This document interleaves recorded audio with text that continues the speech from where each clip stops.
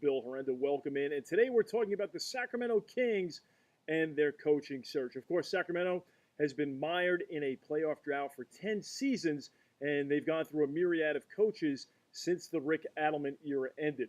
So if you're interviewing for the Sacramento Kings job, there are a few questions that you must be prepared to answer. And conversely, if you're Vivek Ranadive, the ownership group, and Vlade Divac heading up basketball operations, they're probably the same questions that you need to have a handle on to adequately evaluate the wide net of candidates that you're going to be talking to. So let's go through them. Number one, what is the mission? Okay, this is a gimme.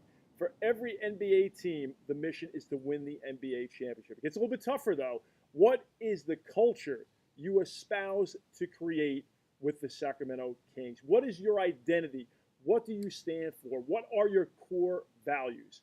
You can look elsewhere for examples. Of course, Steve Kerr with the Golden State Warriors. It's joy, mindfulness, compassion, and competition. Look across the aisle at football, college football. Chris Peterson, OKG. He recruits to our kind of guys. Of course, at Boise State and at Washington, they kind of turned into the business media darlings, profiling Peterson and Boise State and using that as a model to recruit in the business world. And also, Steve Clifford with the Charlotte Hornets talks about chemistry doesn't happen by accident, and it will not happen by accident in Sacramento. So in addition to these fundamental core questions, you also have to look at your personnel and your style of play. Now, prodigious questions remain. DeMarcus Cousins, your most marketable piece. Do you retain him or do you deal him? Secondly, Rajon Rondo is now a free agent or will be soon. What do you do there? So before you really talk about X's and O's, of course, it's very much about Jimmy's and Joe's. And I'll say this about the Sacramento Kings process of cultivating, recruiting, and hiring a new head coach. I believe it is in their best interest due to the instability within the franchise that has been rampant over the last 10 years. We don't need to chronicle it. But from that standpoint, if you take a look at the top tier jobs, there are jobs that are going to be filled. There are jobs that will likely open up.